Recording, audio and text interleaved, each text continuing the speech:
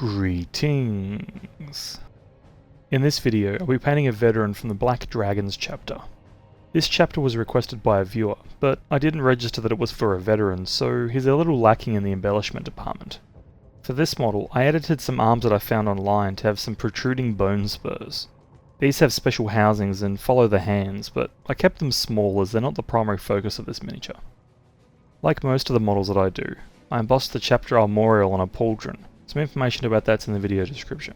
After assembly, I primed the model black through my airbrush. You can use a spray can primer like Chaos Black if you prefer. My first step was using Corvus Black to paint some highlights, mostly around upwards facing surfaces and otherwise just along edges. I have a few minis ready to go at any given time, but I had held off of this one for quite a while now, as I wanted to rethink my approach to painting black. The Taurens and Channel Guard that I painted recently gave me an idea of what I wanted to try this time, so whilst the colours aren't that different, the method itself is a little bit different. Next, I used Eshin Grey to highlight the various edges around the model. This was kept to the most prominent edges, where the Corvus Black was built up around. I also applied some early weathering with this colour, doing little scratches and such, though I'd come back to this weathering later on.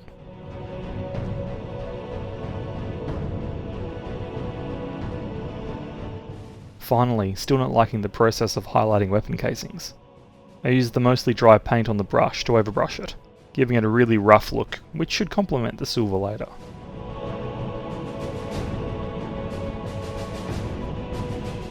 Now onto the white bits, using Ulthuan Grey as a base coat. As requested, I'm painting a veteran, so I've gone with a white left Polan, where the Black Dragons typically display their Codex approved company colours. White being for first company, instead of the green that you see on the reference images, which would be for fourth company. Beyond the knee, I also painted the Imperialis on the plastron, the chapter armorial on the left pauldron, the stripe on the right pauldron, and the helmet, which also signifies him as a veteran.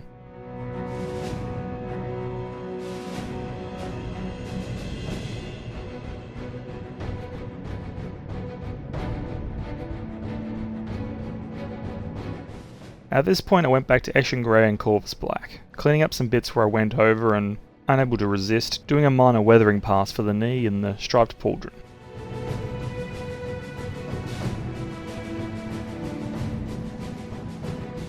Now onto my typical red eye recipe, starting with Mephiston red filling in the entire lens. Any splash over onto the white helmet can be cleaned up later. My main focus here is to get the red inside the entire lens. Next is Evil Sunz Scarlet. I put this colour over most of the previous red, avoiding the edges. The two final colours are Wild Rider Red and Lugganath Orange, applied in progressively smaller sections towards the middle of the face, with Lugganath Orange being a very small dot or thin line. At least that's the plan. I cleaned up the overflow with Ulthuan Grey. It may look ugly now, but it should look good by the end. Now onto Corax White, mimicking the Corvus Black layering pass that I did earlier, focusing on the most exposed surfaces, especially if they're facing directly upwards.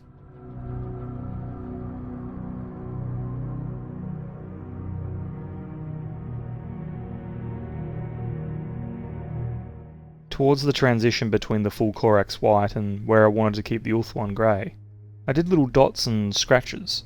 This helps hide the lack of a gradient whilst also at the same time adding some additional texture.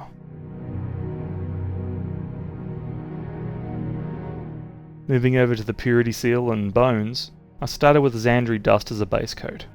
The Black Dragons were founded during the 21st founding, which would later be known as the Cursed Founding. Many of their number grow unnatural spikes and horns, with the most affected transitioning to the Dragon Claws company, akin to a Blood Angel's Death company.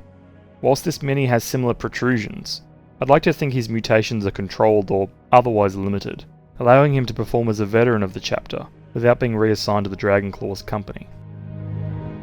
Keeping it going with the base coats, I used Rhinox hide to paint in the leather bits, the belt and the little pouches.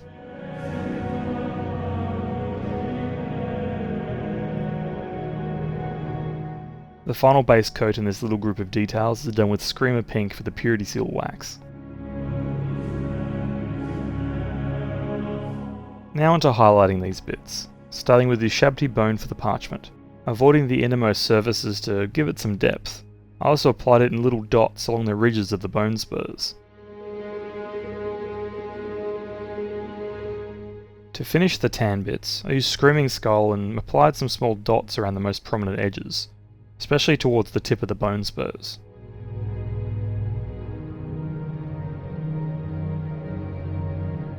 For the wax, I used Pink Horror, again just following the edges, but I also did a little inverted crescent in the middle of the featureless seals.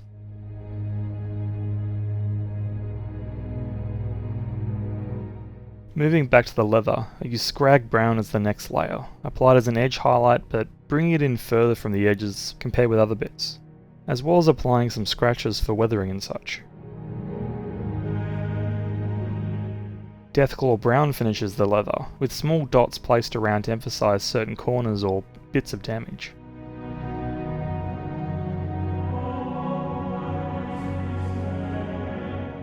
At this point I'd noticed I'd gotten some white paint on some of the bits that were meant to be black, so I corrected that with some Corvus black.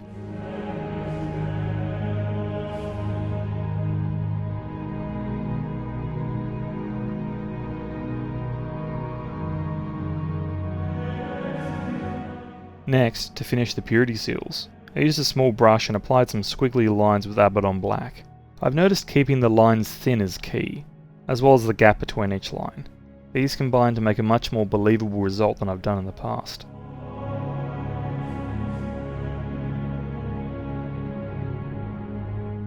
Now onto decal preparation, using a gloss varnish over the knee and the power pack. Whilst the gloss varnish was drying, I switched over to Iron Warriors to paint the various metal bits around the model.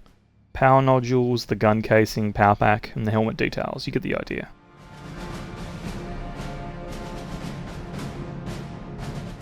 After the base coat had been applied, I switched to Runefang steel to apply a highlight to these bits. I was holding the model at a certain angle and painting along the visible edge that I saw in the light. That's why the camera works a bit shaky here. For the rest of the surfaces I just painted the upwards facing bit and along any of the edges that lacked highlights otherwise. Oh, and all the rivets were dotted in at this stage too.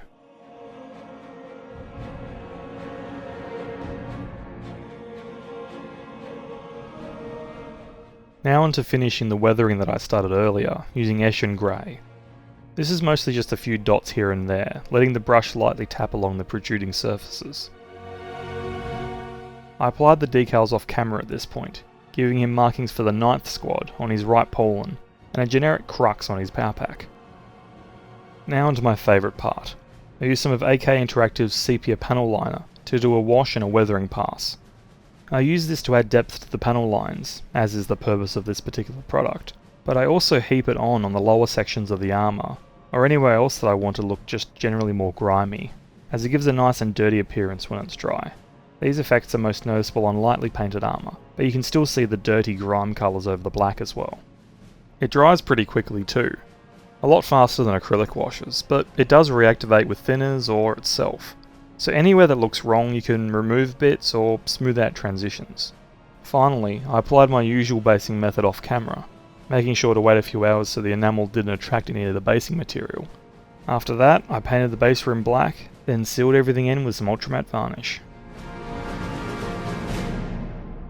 And here we have it, a veteran of the Black Dragon's first company. I'm not sure what job this guy does exactly. I just kind of built him without thinking about it too much. I was more focused on the custom wrist bits. That being said, that's my only complaint with this mini. I think it came out really good, and despite how bad the face looked when I was painting it, the highlights and the wash at the end really brought the model together. There was one thing I was pondering whilst painting this mini. What's the white stripe on his pauldron for? Sure, it could just be a style thing, but toward the end I had a thought that would make this paint job inaccurate, if true. In some of the older codexes, from around 3rd edition, there were some simplified tactical markings shown off. Assuming the chapter paints their tactical marking white, the battle line tactical marking would have the left half of their pauldron white, or would have a solid white stripe like you see with the Black Dragons. Other tactical markings for the other types of units were simplified too. And so if that were the reasoning behind this white stripe, the actual marking for a veteran would be a plain white plus. I don't know if that's the actual meaning for this with the Black Dragons, but I thought that line of investigation was worth sharing, so yeah. But anyway, that's all I've got for this video. I hope you stick around for the next one.